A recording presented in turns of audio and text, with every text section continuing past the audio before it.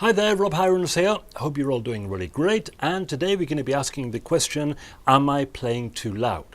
Are we as drummers playing too loud? Well, the drums are a loud instrument for a start, but I'm going to be mainly talking about rock drummers. Why rock drummers? Because rock drummers are the guys that are going to be constantly hearing the phrase, you're playing too loud, it's just too loud.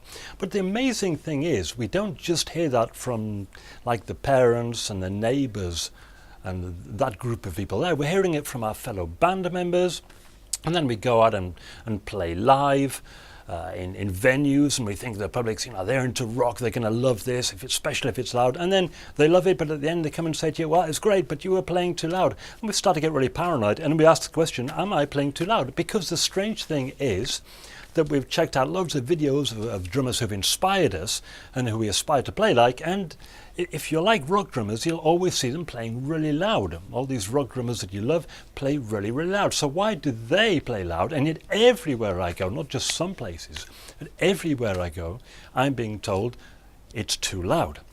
So who is right? Who's wrong? Should we stick to our guns and play loud anyway? Should we adapt? What is the solution? Let's check it out.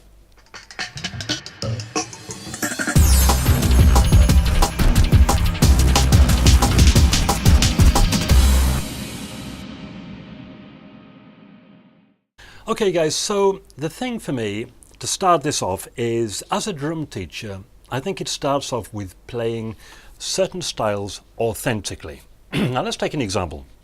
Let's say I'm working with a student and we're going to be learning a nice light jazz bossa nova, okay?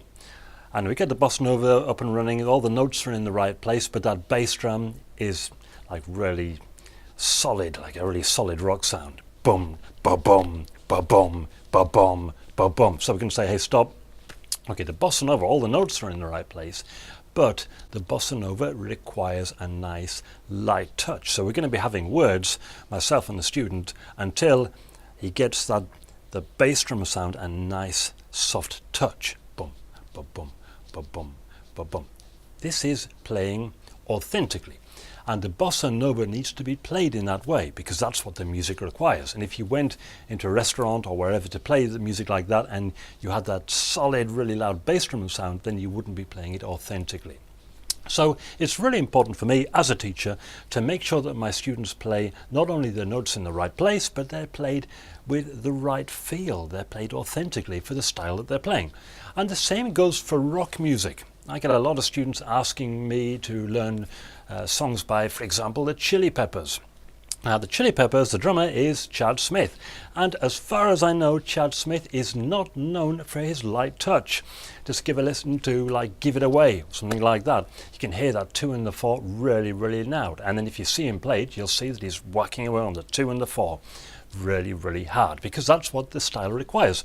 So if my student asks to play this song, and I get a lot of students asking to play songs by this group or the groups like that, then I would make sure that not only they played the notes in the right place, like the right groove and all that sort of thing, but I would make sure that they played it authentically. I always say to my students, if somebody was to go past the front door of the school or the teaching room, I would like to think that they wouldn't be able to distinguish between a teacher like myself playing a groove and a student playing the groove, because quite often the teacher plays the groove, it sounds really nice and solid, and the student plays the groove with all the correct notes in the right place, but it doesn't sound quite so solid because he's not playing it authentically. It needs to be played with that third dimension, the feel. Okay, so that's really, really important.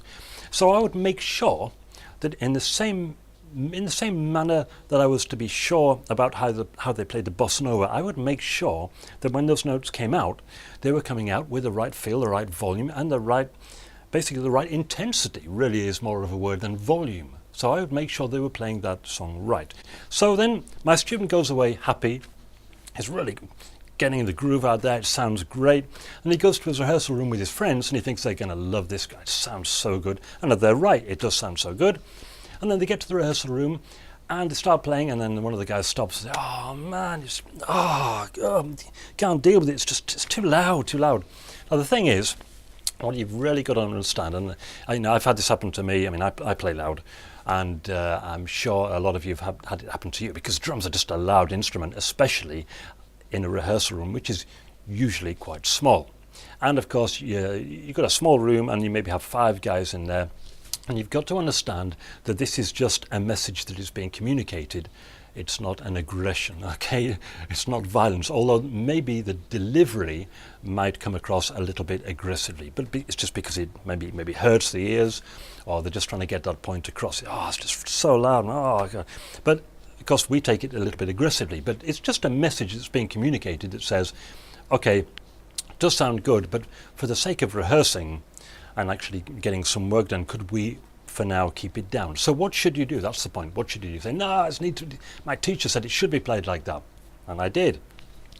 But this is really where the difference comes in. We need to know how to play a style authentically. We need to know how to play that. So don't let anybody tell you that if you were playing a Chili Pepper song that it shouldn't be played loudly, and it depends on the song, of course, but are you playing too loud? No. If the song needs to be played like that, then that's how it should be played.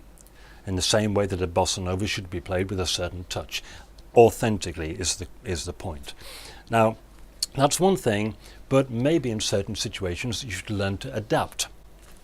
Okay, so adapt, for example, in the rehearsal room, and learn how to play with the most intensity that you can, but be kind to your fellow band members.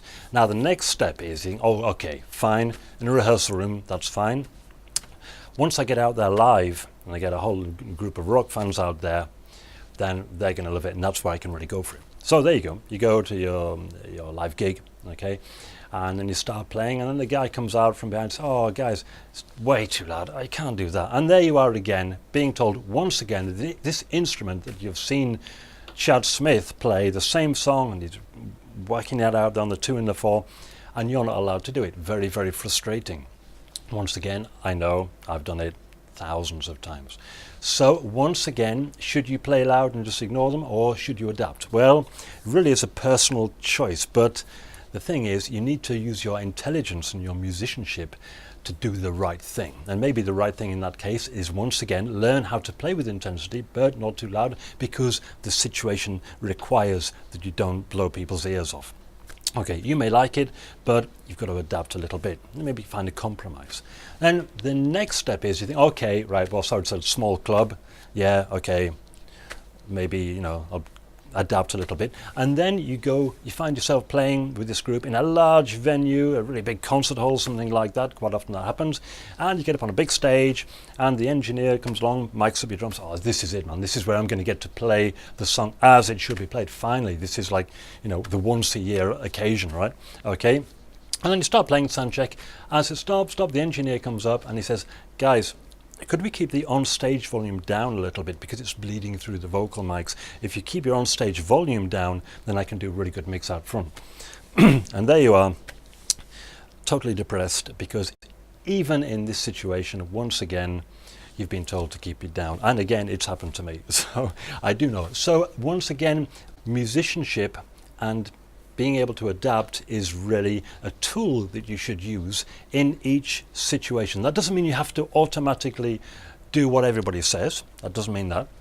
But it does mean that you are being a good musician if you use diplomacy and judgment and musicianship to adapt to the situation, basically. So that is really the best advice I can give, and that doesn't really answer the question, am I playing too loud?